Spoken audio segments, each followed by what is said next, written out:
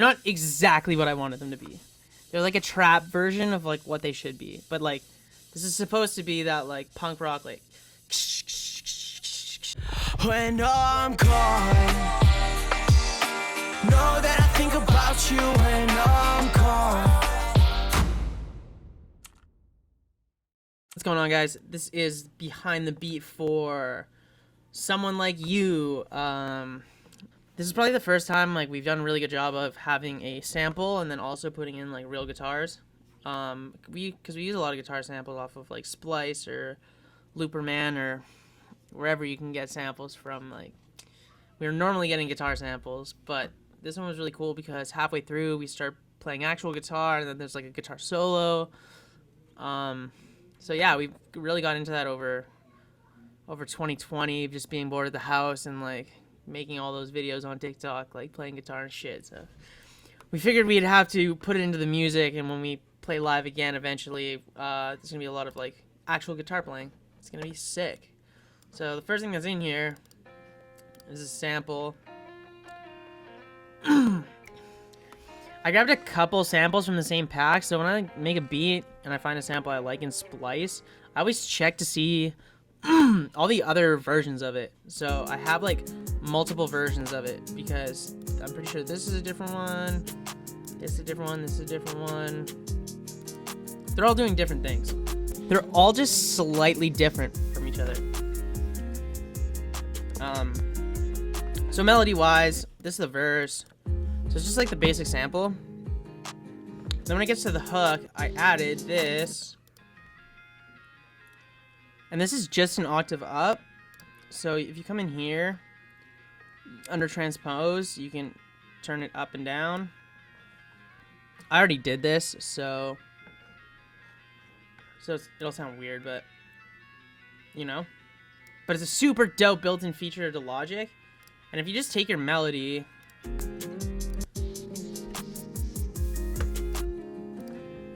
and you just take the same melody, bring it down, take it up an octave, like take it down a track, take it up an octave, it sounds really good and really full.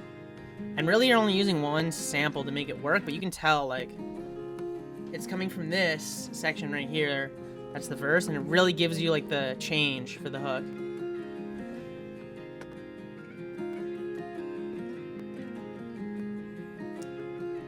Which is super sick. Another plugin I use on pretty much everything, but it's already balanced, is this Saturator. So like a lot of people use the RC20, I think it is, to get like analog, sort of a little bit of distorted, a little bit of harmonics. And RC20's dope, but it costs money, and this one is free, so I suggest you go get it. It's really good. I use it on like almost all of my samples to make them just sound a little bit grittier, like I actually sampled it, you know? And it's not just somebody playing guitar on this place. I got some pretty basic kicks in here. Just like, you know, just some trap kicks. As basic as it gets, really. Clap on 3. Cause duh. Something I've been doing with the hi-hats a lot is a tremolo on the hi-hats. So Diego showed me this one. Go to tremolo. But what you don't want to do is leave it on like an even number. Like you don't want it to be quarter note like automating, and you don't want it to be like eighth note because it's too like flat. Like it just lands on the beat and it feels choppy. So mine's always like dotted quarter or dotted eighth, or triplet quarter or dotted eighth, because it'll give you swing. It's already on there, but I don't know if you can tell, but it's kind of just like,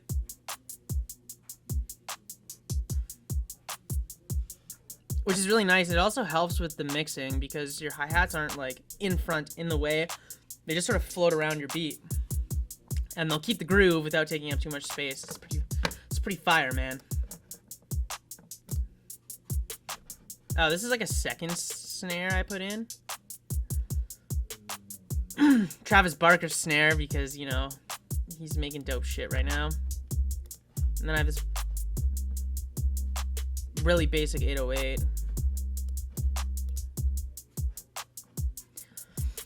It's kind of like a really acoustic-y guitar sounding song, so like the 808s don't slap, they're just there to support like the chord changes and support the kicks. But in the mix, I think they sound pretty good.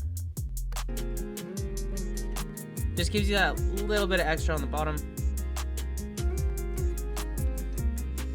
What else do I have in here? Oh, I have this cool thing.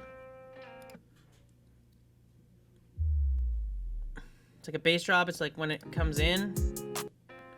It's really dope. Actually, like a really long time ago, which one has it? I think When I'm Gone has it.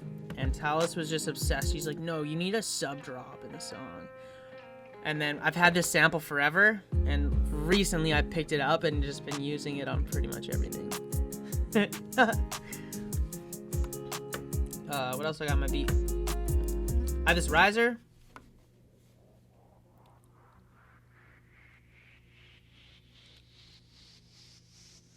I think this riser's run through a tremolo also. That's how you're getting that like stereo feel, like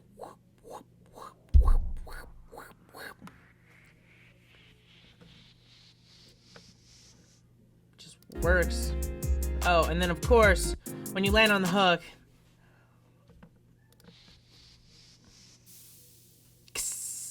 like you're at Tomorrowland, like you just shot off the CO2 cannons, like.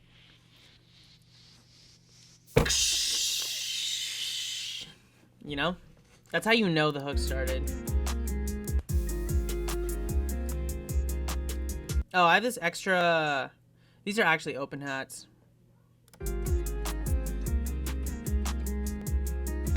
Just little things. I just add little layers. Like, layer stuff on top of your claps and layer stuff on top of your snares.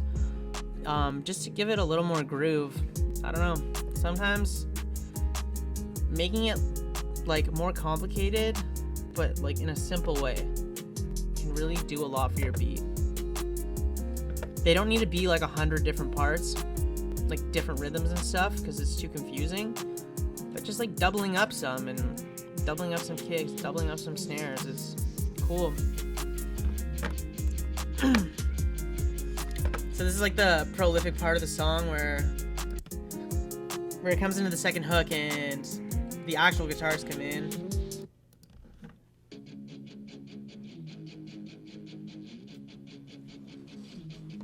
So these are like Blink-182 new MGK type guitars. It's just like palm muted power chords.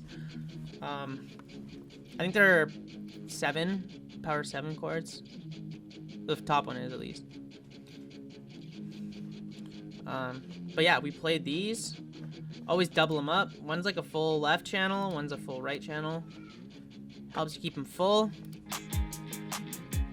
So then this bridge part right here,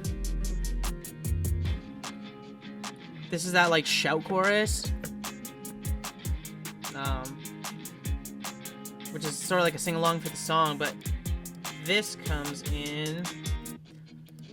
So you have the power chords going, they're like fire, and then you have like a strummy chord come in.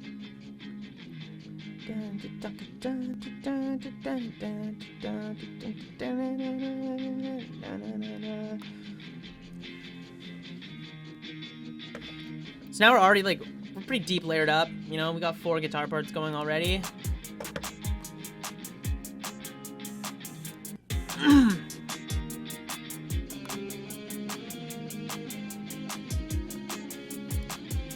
And then we have them split up, so 2 of them are left side, 2 of them are right side for the guitar solo.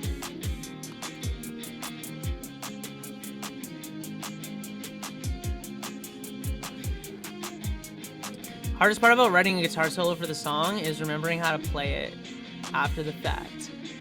Because like when you're in the zone, oh, I just crashed.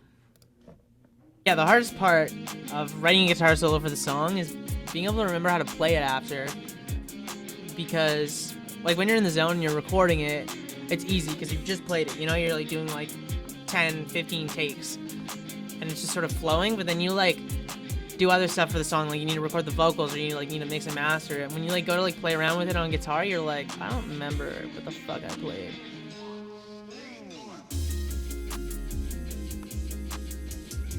Sweet, and this is the last hook. The only thing that got added here. Oh, I have this cool build. This 1, 2, 3, 4.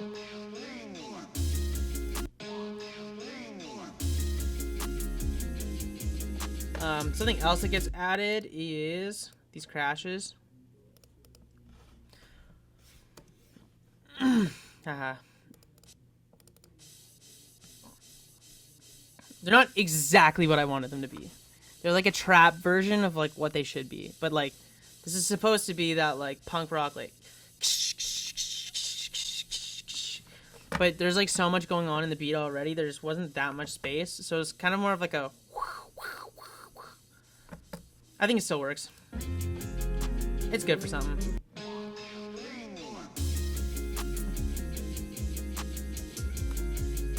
Or maybe you wouldn't even have noticed it if I didn't say anything. I don't know. It's impossible to know.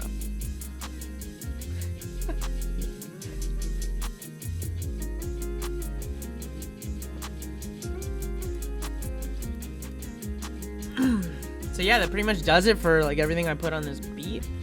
Super happy with this one. Like I said before, like it's probably the best job we've done of integrating sample-based guitar and then playing real guitar, making it feel like it's a flowing song. You know? It sounds like it's all sort of made at the same time. Even though the sample's from somewhere else, and then we just play guitar over it, which is pretty sick. Anyways, that's everything I got for you, so make sure you like, comment, subscribe. If you haven't already, check us out on TikTok, check us out on Twitch. Go get our Discord, all of that new cool stuff that happens now. Yeah, much love. When I'm caught